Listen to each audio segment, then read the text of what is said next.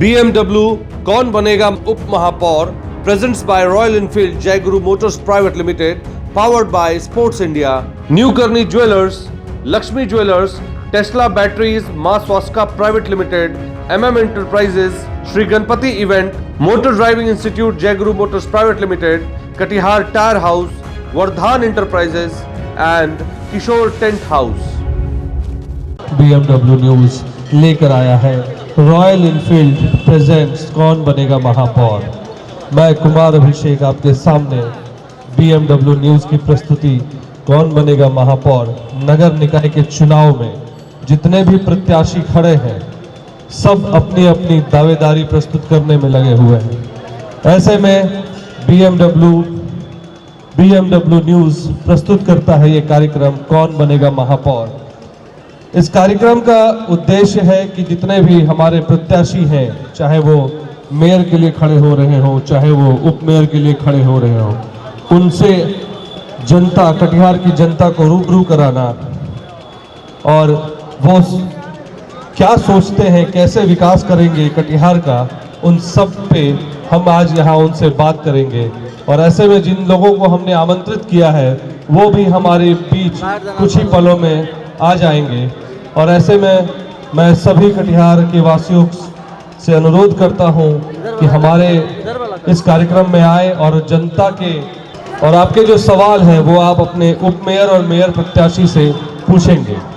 तो अभी सबसे पहले जो हम कार्यक्रम शुरू करने जा रहे हैं उसमें हम उप मेयर प्रत्याशी जो हमारे बीच मौजूद हैं, हम उनसे आग्रह करेंगे कि वो हमारे मंच पर आए और लोगों के सवालों के जवाब दें, क्योंकि आज उनकी परीक्षा है और कल वो हमारे बीच प्रत्याशी, अभी तो वो प्रत्याशी हैं, जब जीत कर आएंगे तो हमारे कटिहार नगर निगम को विकास की ओर ले जाएंगे।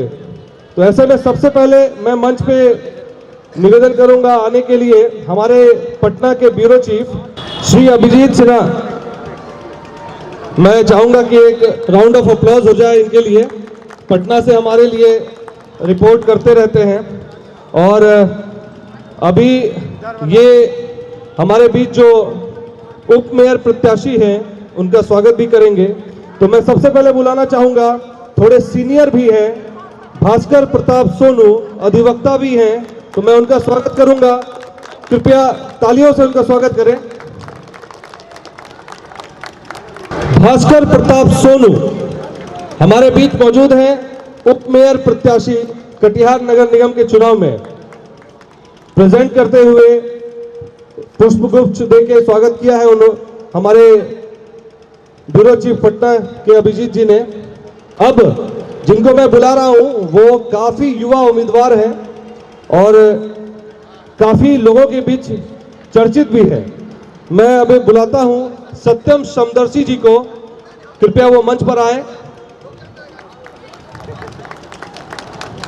सिन्हा जी पुष्पगुच्छ देकर उनका स्वागत करेंगे। बहुत बहुत स्वागत है आपका इस मंच पर। कृपया स्थान ग्रहण करें। अब जो है क्वेश्चन आंसर राउंड हम लोग शुरू करेंगे। तो मैं जनता से पूछना चाहता हूं, सवालों के जवाब हमारे जो प्रत्याशी हैं वो देने वाले हैं। तो क्या आपके सवाल रेडी है? रेडी है? कोई आवाज नहीं आ रही है। तो सबसे पहले मैं अनुरोध करूंगा कि हमारे बीच जो भास्कर प्रताप सोनू जी हैं, पहले उनसे आपका परिचय कराना।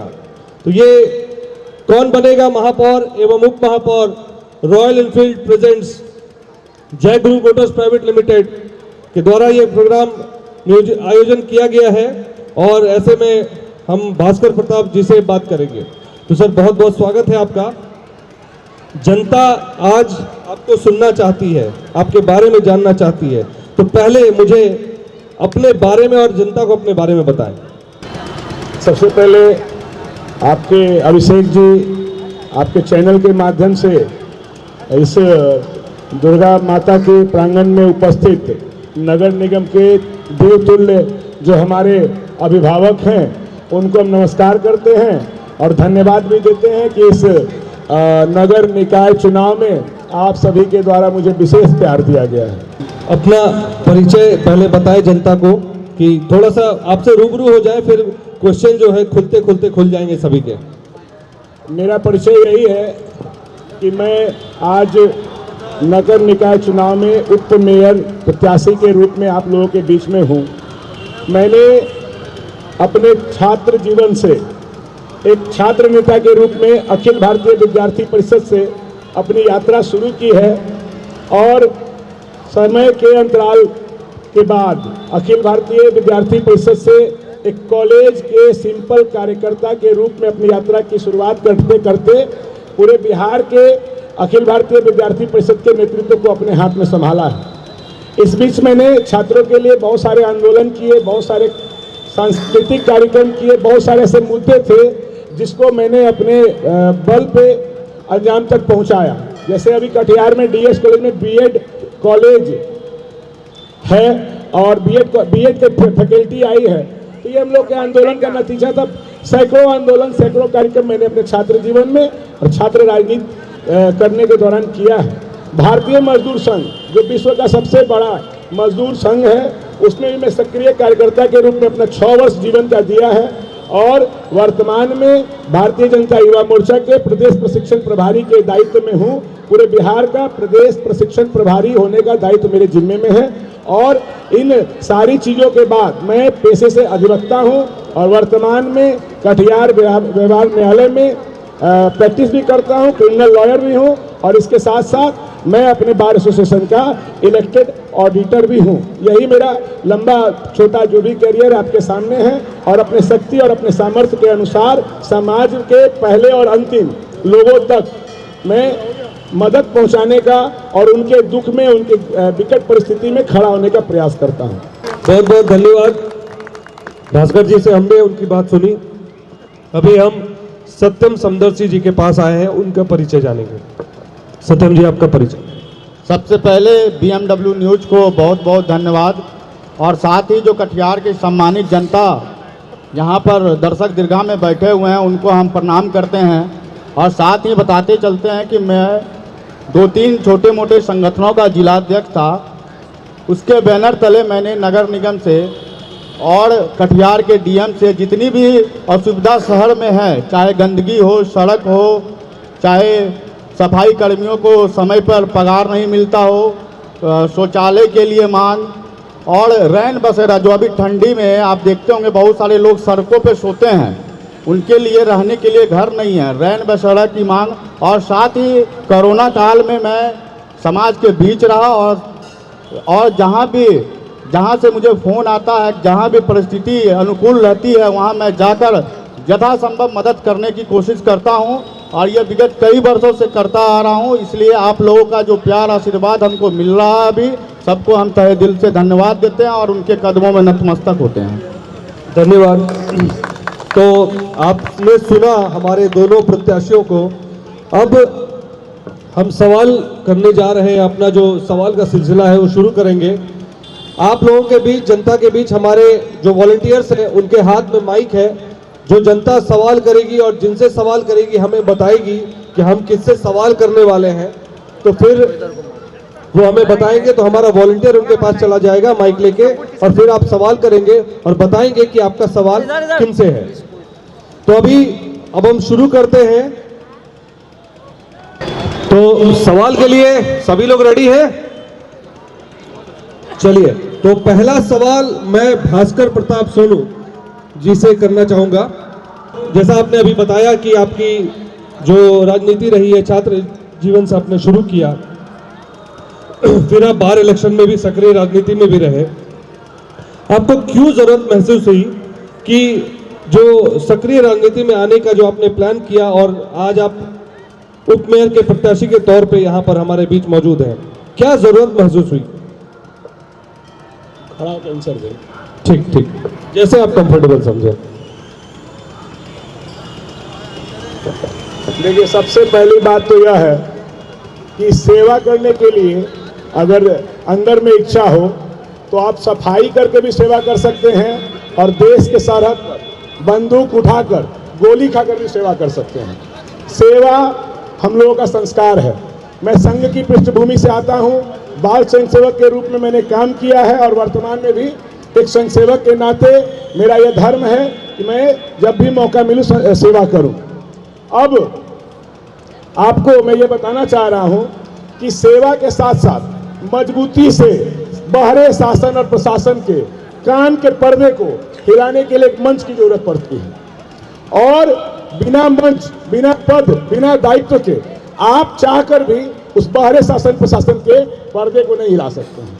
सेवा हर जगह किया जा सकता है, लेकिन बिना मंच, बिना प्लेटफॉर्म के आपको एक माध्यम नहीं मिलता जिससे आप सीधी बात अपने जनता के लिए आप ऊपर पहुंचा सके। ये जो हायरार्की है, ये पिरामिडाकार संरचना जो बना हुआ है, इसमें एक सीढ़ी से दूसरे सीढ़ी पर जाने के लिए आपको एक प्लेटफॉर्म की जरूरत है, एक मंच की जरूरत है। जैसे मैं अभी आपके सामने हूं और हमारे सामने जो कटिहार नगर निगम के वासी, देवतुल्य वासी बैठे हुए हैं, इनके पास अपनी बात को सीधा पहुंचाने के लिए मुझे एक मंच की, एक चैनल की आवश्यकता है। इसी तरह से इस लोकतंत्र में अपनी बात को नीचे से ऊपर पहुंचाने के लिए एक मंच की आवश्यकता है और यही आवश्यकता हम लोगों को इस चुनाव में भागीदारी पेश करने के लिए मजबूर की है। नहीं तो कोई जरूरत नहीं है कि किसी मंच, किसी प्लेटफॉर्म को आधार बना के सेवा किया जाए। अभी एक चीज और जो बात हो रही है, इस बार डिप्टी मेयर में कुल 22 उम्मीदवार खड़े हैं। जब हम देखते हैं तो अधिक जितने भी लोग हैं उसमें अधिकांश सभी युवा हैं।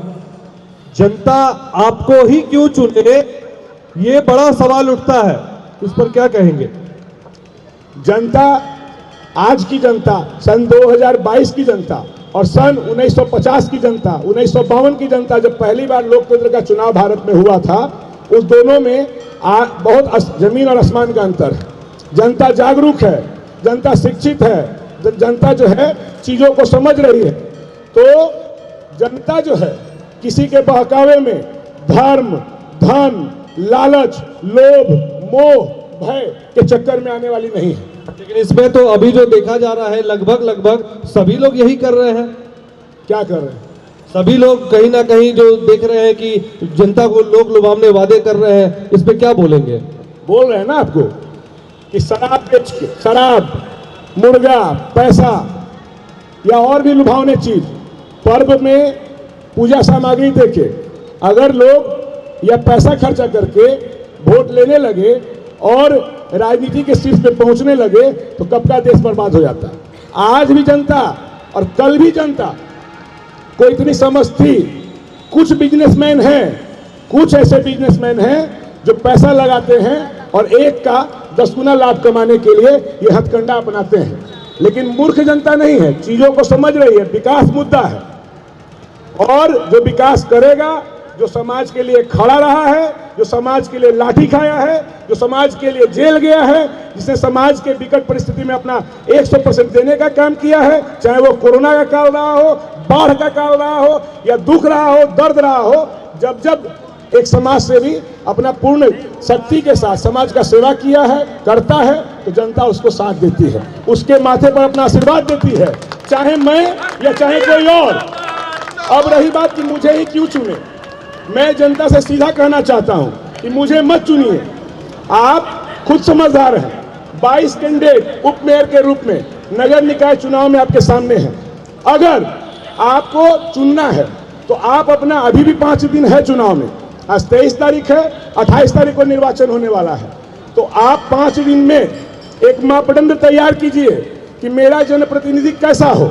आप इतने शिक्षित हो चुके हैं, इतने साक्षर हो चुके हैं कि आपके अंदर में इतना ज्ञान है। मैं अपनी शक्ति को, अपने सत्ता को किसी के अगर हाथ में दे रहा हूं तो उसका लगाम मेरे पास होना चाहिए। सिर्फ हम अब उसको अपने अधिकार, अपना जो मत है, मताधिकार है, उससे उसको राजा बना दे, उसको शीर्ष पे पहुंचा दे, उसको अपना, या मान लिया सेवक ही बना दे। जनप्रतिनिधि को सेवक ही कहा जाता है, लेकिन कुछ ऐसा अपने पास रखिए कि फिर उसको लगाम लगा के खींचा जा सके। तो और हम आपको एक चीज बोलना चाहते हैं, आप एक मापदंड तैयार कीजिए। मापदंड में आप एक क्राइटेरिया बनाइए कि मेरा जनप्रतिनिधि में क्या क्या गुण होना चाहिए। अगर आपका जनप्रतिनिधि का आप एक मापदंड तैयार करते हैं, उसमें 5 बिंदु बनाते हैं कि मेरा जनप्रतिनिधि हो, वो ईमानदार हो, बेदाग हो, समाज के लिए लड़ा मरा हो, समाज के लिए अपना समय दिया हो, और उसके पास ये क्षमता हो कि शासन और प्रशासन के आंख से आंख मिलाकर अपनी बातों को रख सके, उसके कान के चदरे को हिला सके, उसके जबड़े को पकड़ सके, तो आप ऐसे लोगों को चुनिए। अगर इस मापदंड में मैं या कोई और जो भी फिट बैठते हैं उसको अपना मत दीजिए, उसके माथे पर आशीर्वाद दीजिए और उसको विजयी बनाइए और नगर निकाय चुनाव में उसको उप मेयर और मेयर बना के भेजिए। अगर मैं फिट बैठता हूं तो मैं, नहीं तो दूसरा। चलिए अब हम जनता से सवाल करेंगे कि भास्कर जी से कोई सवाल करना चाहता है तो क्या करना चाहता है। बताइए कौन सवाल करेगा जो भास्कर जी से? बताइए कौन है जो जनता सवाल करना चाहती है?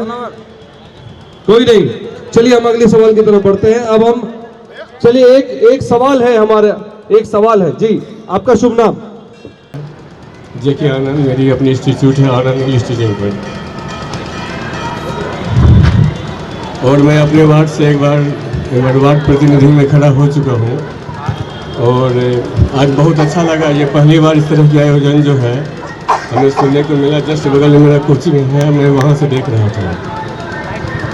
तो ये पहली बार ऐसा मौका है जिस मौका में जो है सो हम लोगों को ये जो है उप मेयर को चुनने का मौका मिला है। इससे पहले तो हमेशा करोड़पति लोग पैसे से खरीद लिया करते थे।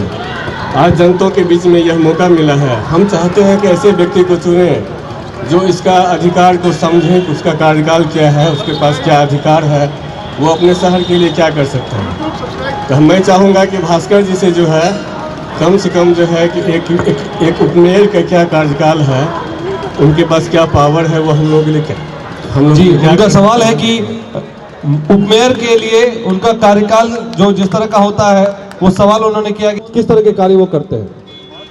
देखिए, नगर निकाय चुनाव में आप अपना जनप्रतिनिधि चुन के भेजते हैं तो उसका सीधी कार्य है नगर का विकास करना। और नगर का विकास कैसा हो, बहुत कम बिंदु पे आप काम अगर करते हैं तो भी नगर चकमक कर सकता है। आप मेरे गुरुदेव रहे हैं, मैंने आपके यहाँ पढ़ा भी है, नमन करता हूँ आपको। लेकिन मैं आपके सवाल का जवाब पहले भी दिया हूँ, आज भी दे रहा हूँ। अभी हमारे शहर में जो समस्या है, हम उसी समस्या पे फोकस कर दें तो नगर निकाय का और नगर निगम में उपमेयर और मेयर का जो काम है वो पूरा हो जाएगा। समस्या जो है वो गिना देता हूँ। समस्या यह है कि शहर में 10 मिनट के पानी के बाद, 10 मिनट के बारिश के बाद पूरा शहर नदी में, तालाब में नहीं बदलता है, समुद्र में बदल जाता है। हम लोग डुबकी लगाने के लिए विवश हो जाते हैं। हमारी माँ बहनें बाहर बैठी हुई हैं, सामने बैठी हुई हैं। हम लोग के आंख के सामने आधा शरीर का, आधा तन को उघाड़ कर जब मैदान में निकलती हैं, शहर में निकलती हैं, तो अपने आंख में हम लोग को माने पानी भर लेना चाहिए, स्थिति ये हो जाती है और हम लोग कुछ नहीं कर पाते हैं। तो सबसे बड़ी समस्या जो है कटिहार में वर्तमान में जो है, यहाँ जल निकासी की समस्या है जो नहीं है सही, उसको करना है। दूसरी समस्या है, आप जब कटिहार आए होंगे या जब से आपने होश संभाला होगा तो जैसा शहर देखा होगा आपने, जो पुराना शहर है कटिहार, आज भी वही है, उतना ही रोड चौड़ा है। मैंने जब होश संभाला तो रोड की जो चौड़ाई देखी और वर्तमान में 35 साल जीवन जीने के बाद भी रोड की चौड़ाई वही है। लेकिन आपने जो वाहन की संख्या देखी थी और आपने जो मनुष्यों की संख्या देखी थी उसमें दर्जनों गुना इजाफा हो चुका है। तो सही व्यवस्था नहीं होने के कारण शहर में जाम लगा हुआ है, पार्किंग की व्यवस्था नहीं है। रोड पे आप गाड़ी लेके निकलते हैं और 10 मिनट में आपको कोर्ट पहुंचना है, आप 1 घंटा बाजार में फंस जाते हैं। 10 मिनट में आपको डिबेट में पहुंचना है, बाजार में फंस जाते हैं और डिबेट में कुर्सी खाली रह जाती है। तो सबसे मूलभूत समस्या जो है, उसी तरह एक समस्या यह भी है कि पार्किंग की व्यवस्था हो और रोड का चौड़ीकरण हो, व्यवस्थीकरण हो, जिससे लोग जाम में नहीं फंसे। तीसरी समस्या मैं आपको बताता हूँ, अभी शहर में हम लोग निम्न वर्ग के लोग ज्यादा हैं, सबसे निम्न वर्ग के लोग कटिहार में ज्यादा संख्या में हैं। जूट मिल था, विभिन्न तरह की फैक्ट्रियां थी, सब खत्म हो गई। आधे लोग भूखमरी की कगार पर हैं, गरीबी रेखा से नीचे हैं, उनके लिए सोचने वाला कोई नहीं है। और वो बेचारे रोड पर फुटकर दुकानदारी करते हैं, कहीं चाय बेचते हैं, कहीं सब्जी बेचते हैं, फल बेचते हैं, छोटे छोटे कपड़े के दुकान लगाते हैं।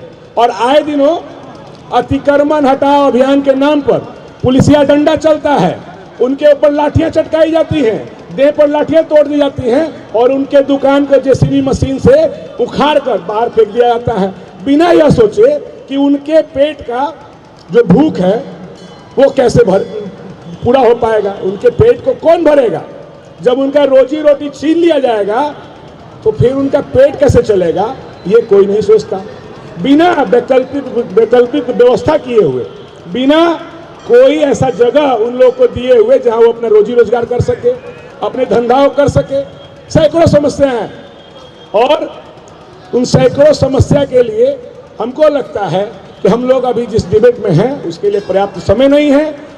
इन्हीं छोटी छोटी चीज़ों को ढंग से हम लोग अगर काम करें तो शहर जो हम लोग का चगमगाने लगेगा, सिर्फ बिजली बत्ती से और फूल से नहीं, बल्कि लोगों के घरों में जो चेहरे पे मुस्कुराहट आएगी उससे भी एक हम लोग का शहर गुलदस्ता के रूप में खूबसूरत हो जाएगा और महकने लगेगा। चलिए, अब हमारे बीच सत्यम समदर्शी जी भी हैं, उनसे भी हम सवाल लेते हैं। काफी युवा चेहरा है और आप अगर कंफर्टेबल नहीं है तो आप बैठ सकते हैं, कोई दिक्कत नहीं है, क्योंकि आपके पैर में चोट लगी हुई है। कंफर्टेबल है? चलिए, तो आप जो राजनीति में आए हैं, आपको क्या चुनौतियां दिखती हैं एक डिप्टी मेयर के तौर पर? जो डिप्टी मेयर आप बन जाएंगे तो क्या चुनौतियां दिखती हैं? और सबसे पहले जो आप डिप्टी मेयर चुनकर जब आएंगे तो क्या ऐसा काम है जो सबसे पहले करेंगे?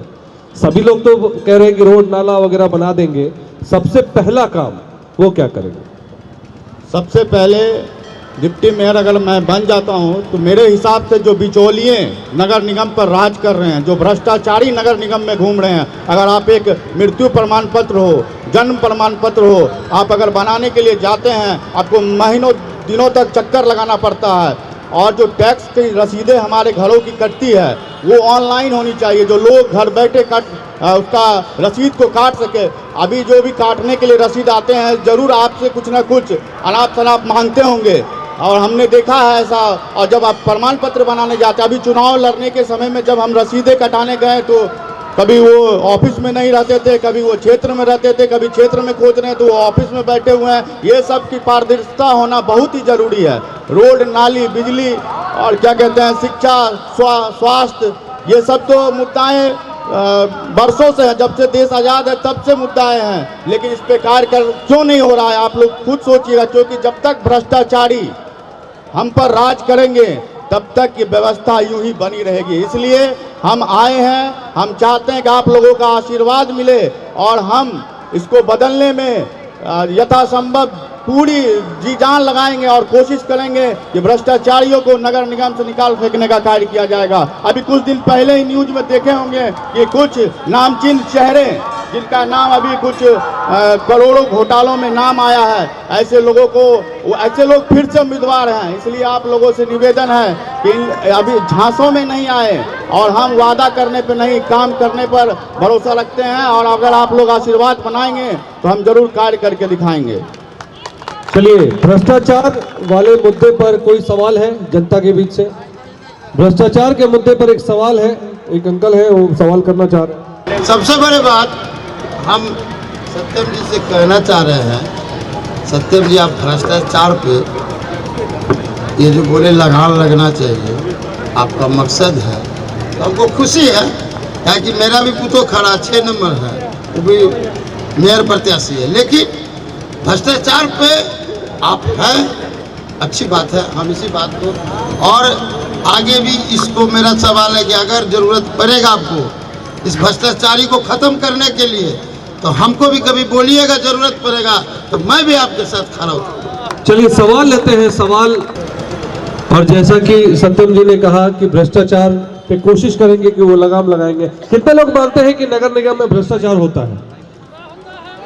देखिए, सभी लोग हाथ उठा रहे हैं कि नगर निगम में भ्रष्टाचार, यानी कि सत्यम जी की बात में दम है, वो कह रहे हैं जो वो सच है।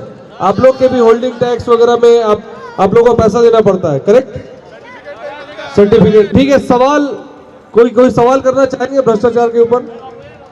चलिए, हम अगली सवाल की तरफ बढ़ते हैं। राजनीति में युवा वर्ग की सहभागिता को लेकर, चूंकि आप 22 उम्मीदवार डिप्टी मेयर के पद के लिए हैं और ऐसे में युवा उम्मीदवार की सहभागिता और उसकी राजनीति में खास करके सहभागिता को लेकर कैसे देखते हैं?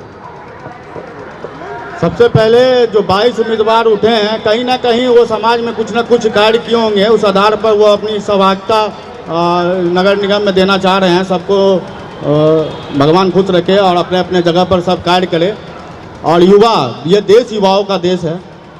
बुजुर्गों और अभिभावकों के मार्गदर्शन और आशीर्वाद लेकर अब युवाओं को आगे आना पड़ेगा, व्यवस्था को संभालना पड़ेगा, क्योंकि अब धीरे धीरे जो शताब्दी बढ़ती जा रही है, युवाओं की तरफ बढ़ती जा रही है।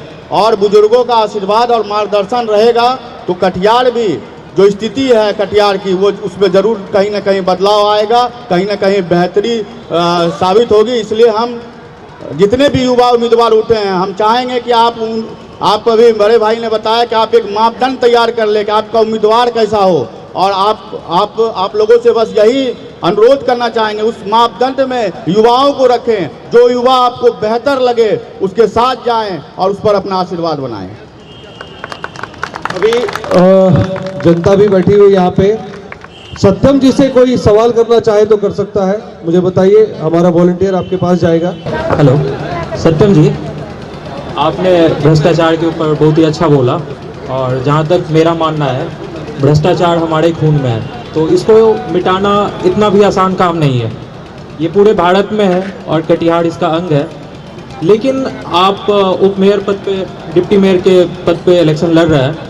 मेरे हिसाब से जो अपना प्रायोरिटी है, सबसे पहले मैं 10 साल पहले भी कटिहार को देखा था, वही कचरा, वही गंदगी और वही पानी का समस्या, और आज भी यही है। कई मेयर जीते और फिर वो चले गए। आपके पास पक्का क्या रोड मैप है, और कैसे आप जनता को विश्वास दिलाना चाहते हैं कि जो पहले के मेयर जीत के उस काम को पूरा नहीं कर पाए और आप उसको कर पाएंगे? एक प्रॉपर रोड मैप चाहिए जो आप जनता को बताए कि आपके पास क्या प्लान है, आप कचरा और पानी से कटिहार को निजात दिला सकते हैं। आप हमें बताएं। और एक युवा ने युवा से सवाल किया है कि क्या रोड मैप होना चाहिए। आपने कुछ तो एनालिसिस किया होगा, उसके बेसिस पे क्या बताना चाहेंगे? सबसे पहले बहुत बढ़िया सवाल भाई ने पूछा है, उनको मैं बताना चाहूँगा कि रोड में देखिए, जल जमाव जो समस्या है वो क्यों है? क्योंकि जो सफाई कर्मी भाई हैं हमारे, उनको समय समय पे उनको पगार नहीं मिलता है। सफाई का कार्य हमारा ठप रहता है, जिसके कारण आप देखते होंगे कि जितने नाले हैं वो अवरुद्ध पड़े हुए हैं, वो एक दूसरे से कनेक्टेड नहीं है। तो सबसे पहले हर एक नाले को एक दूसरे से कनेक्टेड किया जाएगा, जिसके कारण कहीं भी जल का जमाव नहीं होगा और लगातार उसकी सफाई की जाएगी। जो पैसे हम लोगों को नगर निगम को मिलता है उसका सही जगह इस्तेमाल नहीं होता, और यहाँ भी भ्रष्टाचार ही है। अगर आप ऐसी स्थिति में जी रहे हैं, यहाँ भी भ्रष्टाचार के कारण हो रहा है। सब चीज़ कागजों पे, सफाई भी कागजों पे किया जा रहा है, जिसके कारण नाले अवरुद्ध पड़े हैं।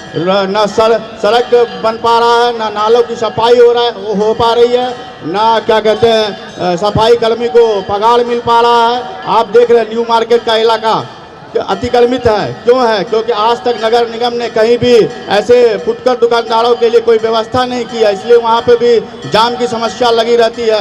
अभी ठंड में मेरी मांग थी, अभी कुछ दिन पहले रैन बसेरा, आज तक इतने सालों में आपने कहीं नहीं देखा होगा।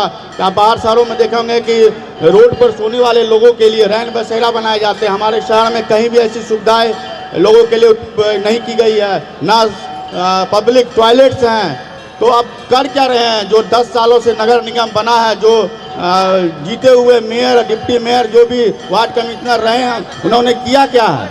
आपको दिख रहा है। और रोड में जब जगह पे जब लोग आएंगे, अभी जैसा आपने बताया कि सबसे पहले जिस तरह कार्य हमने सोचा है उस कार्य को अगर किया जाएगा तो शहर में बदलाव जरूर आएगी।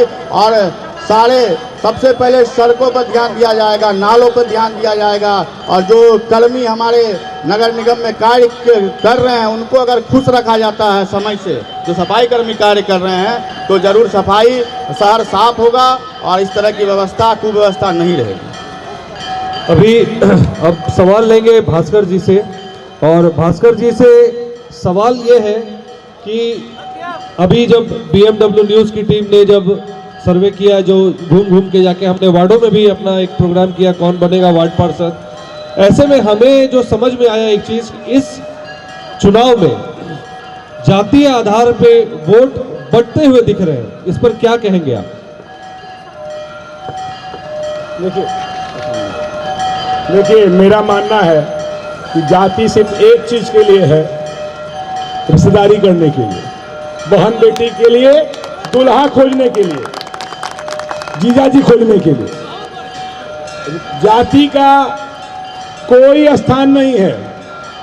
जाति समाज के लिए कोड़ है, और जब शरीर में कोड़ होता है तो शरीर का विकास नहीं होता है। जाति व्यवस्था समाज का कोड़ है, और समाज में जब तक कोड़ रहेगा, इस समाज का, इस देश का विकास नहीं हो सकता है। तो सबसे पहले इसको हटा दीजिए। ये क्वेश्चन मेरे लिए नहीं है।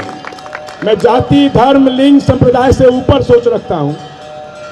अब मैं आपको बता रहा हूं कि अगर सही काम आप करते हैं तो जनता जो है वो इन सब चीजों से ऊपर उठकर आपके माथे पर अपना आशीर्वाद रखती है। और जो भी कैंडिडेट जमीन पे उतरकर समाज के लिए काम करेगा, उनके समस्याओं में अपना महत्वपूर्ण भूमिका निभाकर उन समस्याओं को दूर करने का प्रयास करेगा, उनके दुख दर्द का साथी बनेगा, उनके लिए ठंड भी झेलेगा, बरसात भी झेलेगा, गर्मी भी झेलेगा, और उनके कंधे से कंधा मिलाकर उनका हमदर्द बनेगा।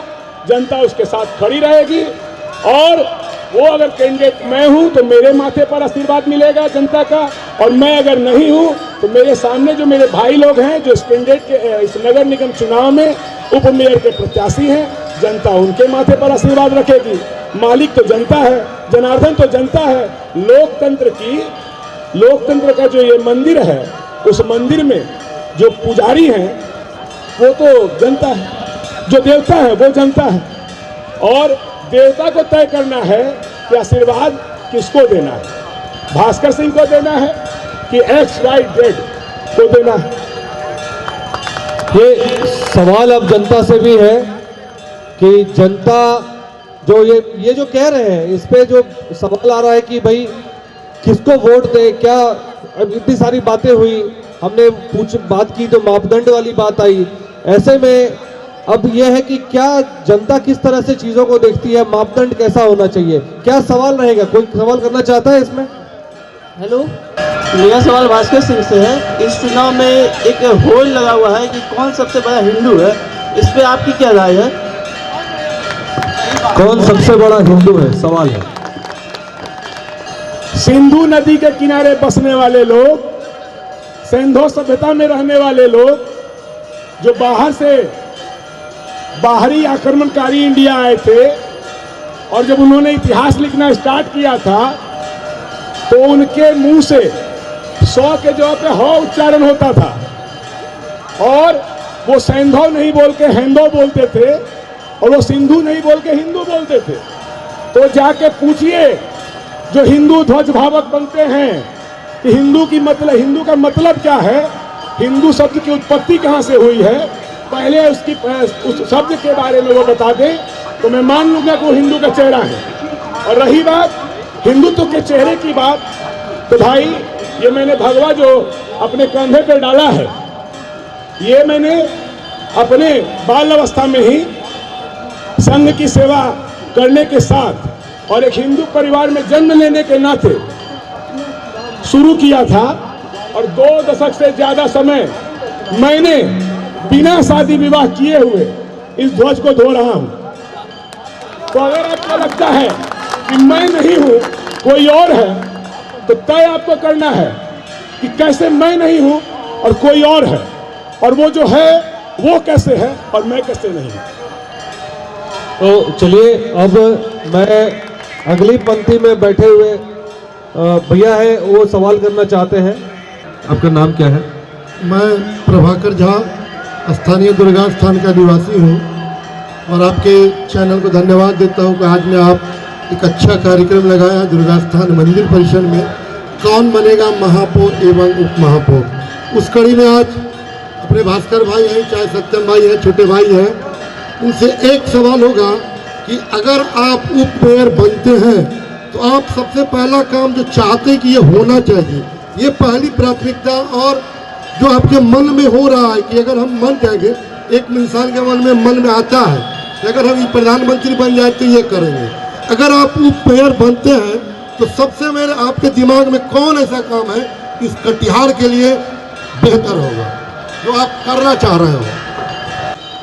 तो कौन सा बेहतर काम होगा जो आप करेंगे, ये सवाल है। बड़े भाई का आशीर्वाद मेरे सर आंखों पे। सबसे पहले मेरा एक मैनिफेस्टो है, और मैनिफेस्टो का मतलब ही होता है कि कोई एक नहीं, जो बिंदु है उन सारी बिंदु पे जीत के सुबह से काम स्टार्ट होगा। और जो भी मेरा मैनिफेस्टो है मैं आपके सामने रखा था पिछले चुनाव की घोषणा के बाद, और मेरे नामांकन के बाद BMW के न्यूज चैनल ने मेरे से मेरा मैनिफेस्टो पूछा था, मैंने सबके सामने रखा था। मुद्दे अनेक हैं, कुछ मुद्दे हैं जो नगर निगम के कर्मचारियों के लाभ के लिए भी हैं, और कुछ मुद्दे ऐसे हैं जो नगर निगम के कर्मचारियों के कारण समाज को झेलना पड़ रहा है, वो भी है। सबसे पहला मुद्दा है कि पेट अगर भरा रहेगा तो मैया की अभी आरती हो रही है, भजन हो रहा है, तभी आप भजन में शामिल होंगे। पेट खाली रहेगा, मंदिर सामने रहेगा, आप भीख मांगिएगा, भजन नहीं कीजिएगा। तो सबसे पहले पेट भरने का काम मैं करूंगा। और किसका पेट भरूंगा? जो सफाई कर्मी भाई हैं मेरे, जो चतुर्थ वर्गीय कर्मचारी हैं मेरे, उनका पेट नहीं भरता है, बिचौलिए मैदान में हैं, उनके पेट को काट के अपने पॉकेट को भरते हैं।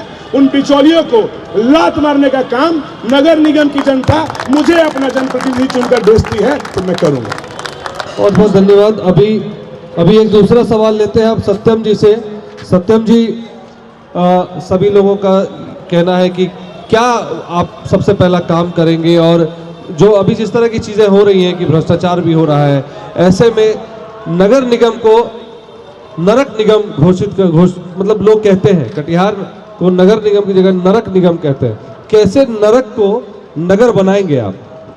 देखिए, इसी पे कार्य करना है। नरक निगम को नगर निगम का विलोम कर देना है। इसके लिए सबसे बड़ा मुद्दा भ्रष्टाचार का ही है, क्योंकि पूरा नगर निगम भ्रष्टाचार में लिप्त है, जिसके कारण मैंने पहले भी कहा कि हर चीज़ कागजों में ख़त्म हो जा रहा है। कोई भी कार्य आपको फील्ड में नहीं दिखेगा, कोई भी कार्य कहीं भी देखिएगा फील्ड में। अभी देखिए, हर पोल पे लाइट लगी हुई है, लेकिन कोई जल रहा है, कोई नहीं जल रहा है। हर सारा कार्य जो है कागजों पे है। इसको बदलने के लिए मैं इस चुनाव में कूदा हूँ और आप लोगों से आशीर्वाद मांग रहा हूँ। अगर आप अपना आशीर्वाद मुझ पर बनाते हैं तो बदलाव करने के लिए जो मैंने अपनी सोच रखी है, जो अपना मैनिफेस्टो है, उस पर मैं कार्य करूंगा। और कटिहार में 4 महीने के अंदर मैं बदलाव लाने का कोशिश करूंगा, जहां तक मेरा सोच है।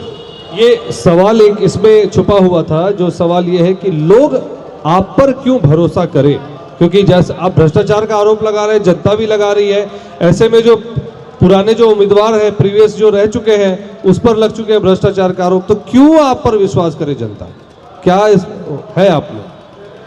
देखिए, मैंने जो कार्य किया है, जो विगत कई वर्षों से मैं समाज में कर रहा हूं, उस आधार पे मैं, देखिए, ना जाति के आधार पे मैं आज तक किसी से वोट मांगा हूं, ना मैं धर्म के आधार पे वोट मांग रहा हूं। मैं समाज को एकजुट करने का कार्य करता हूं और उसी आधार पर मैं सेवा करता हूं। सेवा जब किया जाता है तो ना वहाँ जाति देखी जाती है, ना धर्म देखा जाता है। बस लोग किस स्थिति में हैं, कैसे उनको मदद पहुँचाया जाए, बस यही किया जा सकता है। और लोग हम पर विश्वास कैसे करें?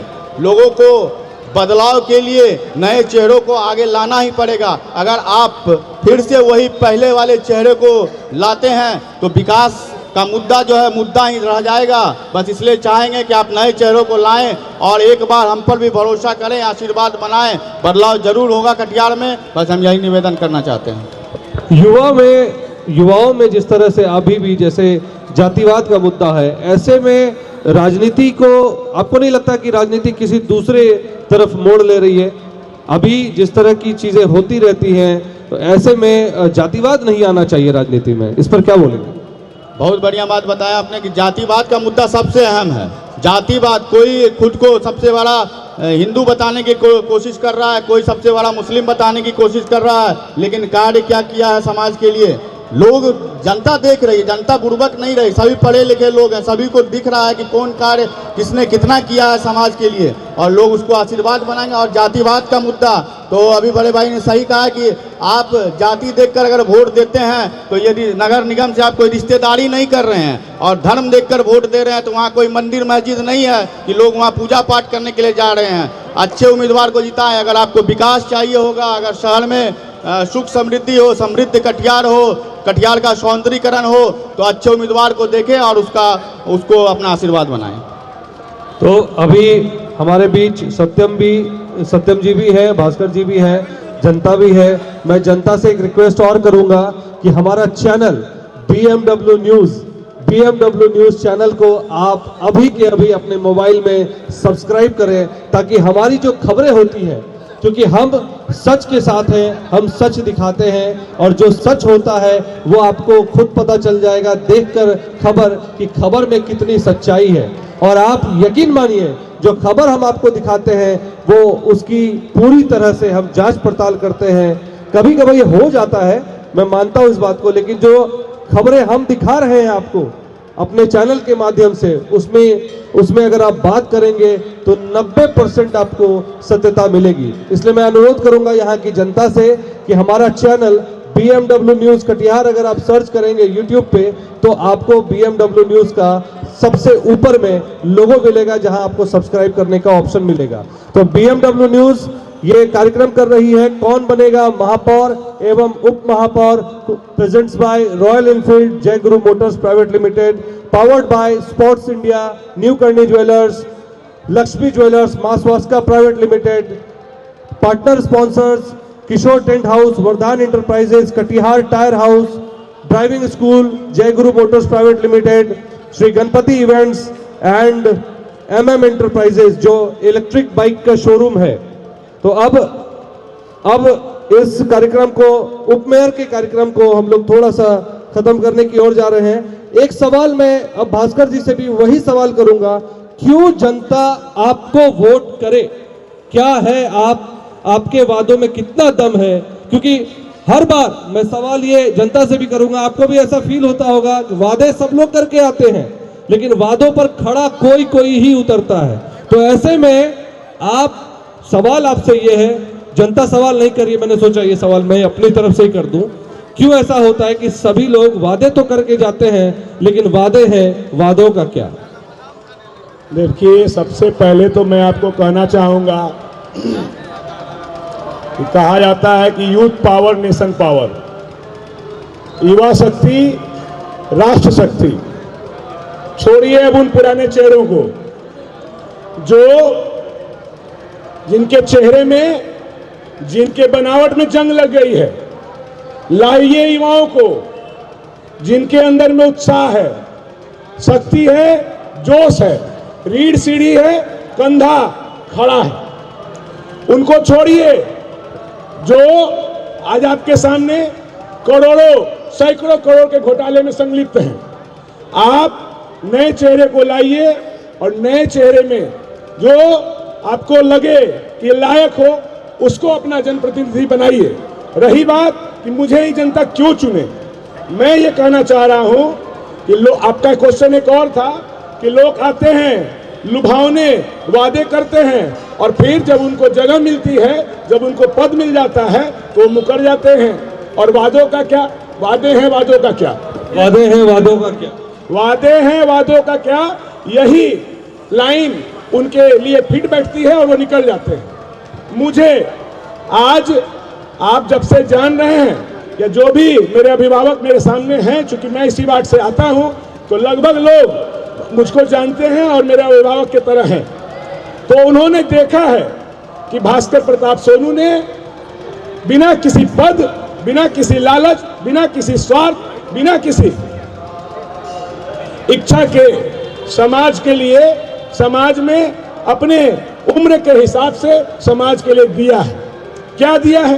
एक छात्र के रूप में, एक छात्र नेता के रूप में छात्रों के लिए 15 साल लड़ाई लड़ी है, दर्जनों केस झेले हैं, अपना सर को फोड़वाया है, 36 टाका लगवाया है, गिरफ्तारी दी है, और उस समय में जो आंदोलन किया है, उस आंदोलन के लिए आज भी व्यवहार न्यायालय में मुकदमा झेल रहा है, चाहे वो कटिहार हो, खगड़िया हो। अब मैं आगे बताता हूं। भारतीय मजदूर संघ में एक मजदूर नेता के रूप में मैंने 6 साल मजदूरों के लिए दिया है, आवाजें बुलंद की है। मैं वर्तमान में राजनीतिक दल से संबंध रखता हूं और भारतीय जनता युवा मोर्चा के पूरे बिहार में प्रदेश प्रशिक्षण प्रभारी के नाते मेरी जिम्मेवारी है, उस जिम्मेवारी के नाते भी मैं समाज के लिए काम करता हूं।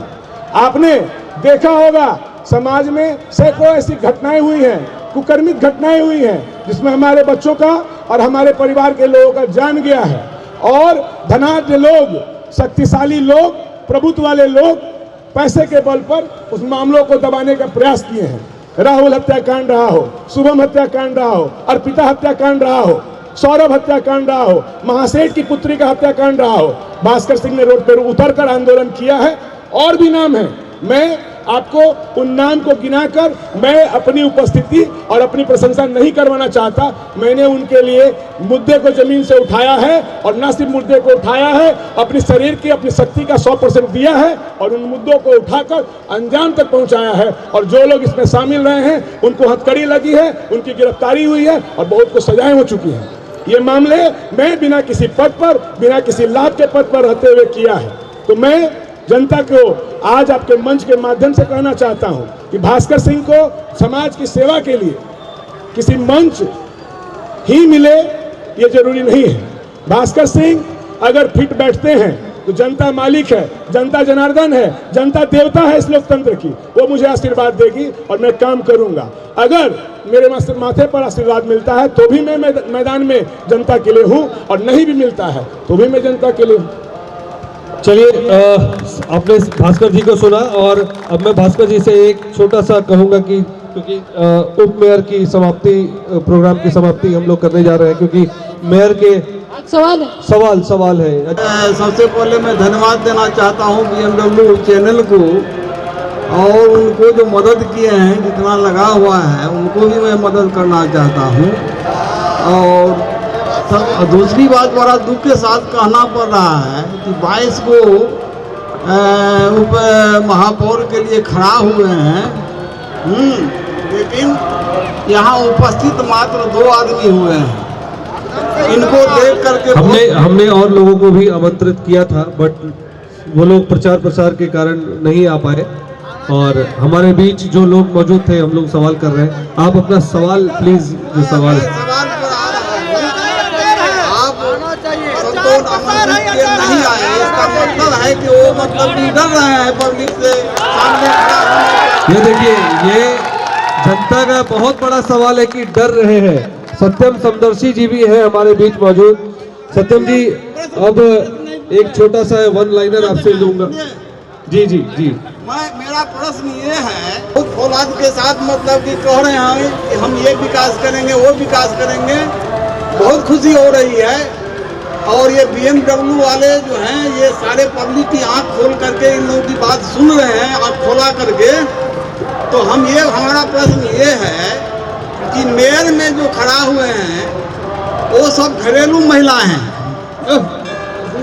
हाँ, घरेलू महिला हैं और उनके पति नेता हैं। तो अगर मान लीजिए ये 2 आदमी की हम शुभकामना कर रहे हैं, अब पब्लिक को जो प्रिय होगा वो जीतेंगे। और भगवत सवाल पूछने में इतना गड़बड़ी क्या है? अरे सवाल पूछने दीजिए, सवाल पूछने दीजिए। हाँ, तो हमारा सवाल ये है, मान लीजिए 2 में से कोई जीत गए और मेयर में किन्हीं नेता की पत्नी जीत गई, तो ये किस तरह फेस करेंगे, जो विकास कर सकेंगे? महिला तो कहीं जाएगी नहीं, वो तो घर में रहेगी और वही पुराना नेता है जो काम करेगा। तो आप कैसे फेस करेंगे और कैसे विकास करेंगे, इस पर जरा प्रकाश डालें। आपका सवाल भास्कर जी से। भास्कर जी, अंकल जी को सलाम करता हूं कि आपने हिम्मत किया ऐसे क्वेश्चन करने के लिए। और यही जनता को सोचना है कि आपकी जो आवाज है उन आकाओं के पास सीधी नहीं पहुंच सकती, तो उनके पास आवाज पहुंचाने के लिए हमारे जैसे घर के बेटे की जरूरत है। और वो बेटा आपके सामने है, आपके वार्ड से है और आपके लिए मजबूती से अपनी आवाज को बुलंद कर सकता है। जरूरत पड़े तो चौहुआ पकड़ सकता है, आंख में आंख डालकर बात कर सकता है। चलिए, बहुत बहुत धन्यवाद। कार्यक्रम को थोड़ा सा हम लोग जल्दी से उपमेयर का कार्यक्रम को ख़त्म करते हैं, क्योंकि हमारे लिए मेयर प्रत्याशी की भी इंफॉर्मेशन आ गई है कि वो भी हमारे बीच जल्दी ही मौजूद होने वाली है। मैं आपसे एक आखिरी बात जो चैनल के माध्यम से आप अपील करना चाहते हैं लोगों से, कि क्या आप थोड़ा सा आगे, ये हमारे कैमरा पर्सन बार बार कह रहे हैं कि हमें आगे आने को परेशानी कर रहे हैं, वो क्या मतलब, चलिए, तो हमारे चैनल के माध्यम से सत्यम जी आप क्या अपील करना चाहेंगे? फिर हम आएंगे भास्कर जी के पास भी, क्योंकि उनसे भी पूछेंगे कि वो क्या अपील करना चाहते हैं। पहले चूंकि आप, मुझे लगता है उम्र में तो छोटे ही होंगे आपसे, तो छोटा भाई है भास्कर जी के। चलिए, तो हम इन्हीं से पहले सवाल ले लेते हैं कि क्या अपील करना चाहेंगे जनता से? सबसे पहले जो अभिभावक स्वरूप, गार्जियन स्वरूप एक अभिभावक ने एक सवाल अभी बोला कि 22 उम्मीदवार खड़े हुए हैं और 2 ही यहाँ पर खड़े हैं, तो बस ये आप यहीं से समझ सकते हैं कि लोग जो 20 हैं, बाकी 20 वो सिर्फ वादों के लिए हैं। 2 फौलाद बनकर आपके सामने खड़े हैं और आपके सवाल से जूझने के लिए खड़े हैं। तो जरूर ये दो में कोई एक जो बनेगा वो आपके लिए जरूर कहीं ना कहीं कार्य करेगा। और दूसरा जो आपने सवाल पूछा है कि नेताओं की जो पत्नियां खड़ी हुई हैं मेयर के सीट पे, तो हम लोग कैसे आवाज़ अपना बुलंद करेंगे? तो अगर फौलाद बनकर यहाँ खड़ा है तो नगर निगम में भी फौलाद बनकर खड़े रहेंगे और उनको झुकाने का कार्य आपके आशीर्वाद से किया जाएगा। और दूसरी बात, मैं आप लोगों से एक अपील करना चाहूँगा कि मैं उप मेयर प्रत्याशी के रूप में आप लोगों के बीच आया हूँ। मेरा छाप घोड़ा छाप है जो ईवीएम के क्रमांक संख्या 19 पर है। तो आप लोग अपना आशीर्वाद बनाएं, कर्म के आधार पर वोट दे, ना कि जाति और धर्म के आधार पर वोट दे। विकास को मेन मुद्दा रखें, मापदंड विकास होना चाहिए, ना कि जाति या धर्म होना चाहिए। इसलिए आप लोगों से बस हम आशीर्वाद मांग रहे हैं और आप लोगों से बस यही कह रहे हैं कि जो 2 भाई यहाँ फौलाद के रूप में खड़े हैं, इन्हीं दोनों में से आप लोग किसी एक पर आशीर्वाद बनाएं। बहुत बहुत धन्यवाद सत्यम जी। अब भास्कर जी से भी पूछ लेते हैं कि वो क्या अपील करना चाहेंगे हमारे चैनल के माध्यम से। आज इस माता के मंदिर में BMW न्यूज के तरफ से जो डिबेट कराया गया था और न्यूज चैनल के माध्यम से जो सवाल था और जो मेरे गार्जियन अभिभावक मेरे सामने खड़े हैं उनका जो सवाल था, मैंने उन सवालों का जवाब देने का जो मेरे पास बुद्धि है, सामर्थ्य है, उस हिसाब से प्रयास किया। आज आपके चैनल के माध्यम से मैं अपने अभिभावक के सामने हाथ जोड़कर प्रार्थना करता हूं कि मैंने नगर निगम में उप महापौर प्रत्याशी के रूप में अपना नामांकन करवाया है। मेरा जो चुनाव चिन्ह है वो बकरी छाप है और क्रमांक संख्या 12 है। आप सभी जनता मालिक हैं, जनता जनार्दन है और मैं आपका सेवक हूं। सेवा करने का आप मौका दें, मेरे माथे पर वोट रूपी आशीर्वाद देकर 28 तारीख को भारी से भारी मतों से विजयी बनावे। भाई ने मेरा कहा है कि जैसे फौलादी सीना आपके सवालों के जवाब के लिए सामने खड़ा है, वही फौलादी सीना उस नगर निगम में, उस भ्रष्टाचारी नगर निगम में और उसके ऊपर में जो शासन करने आ रहे हैं उनके पास फौलादी सीना लेकर खड़ा रहेगा और आपके सवालों के लिए, आपके हक हकूक के लिए लड़ने मरने और अपना सर्वस्व निछावर करने के लिए तैयार रहेगा। धन्यवाद। बहुत बहुत धन्यवाद हमारे बीच भास्कर जी और सत्यम समदर्शी जी का आने का। मैं बहुत बहुत आभारी हूँ। यहाँ पर BMW न्यूज़ का जो प्रोग्राम है कौन बनेगा महापौर और उप महापौर में, उप महापौर के प्रोग्राम में आने के लिए मैं दिल से आपको धन्यवाद देता हूँ और आपका भी, और मैं अपने सारे स्पॉन्सर्स का दिल से धन्यवाद देता हूँ। धन्यवाद। BMW कौन बनेगा उप महापौर presents by royal Enfield Jai Guru motors private limited, powered by Sports India, New Karni Jewelers, Lakshmi Jewelers, Tesla Batteries, Mass Waska Private Limited, MM Enterprises, Shri Ganpati Event, Motor Driving Institute Jai Guru Motors Private Limited, Katihar Tire House, Vardhan Enterprises and Kishore Tent House। हमारा video अगर आपको अच्छा लगा हो तो आप हमारे video को शेयर करें, लाइक करें, हमारे चैनल को सब्सक्राइब जरूर करें। धन्यवाद।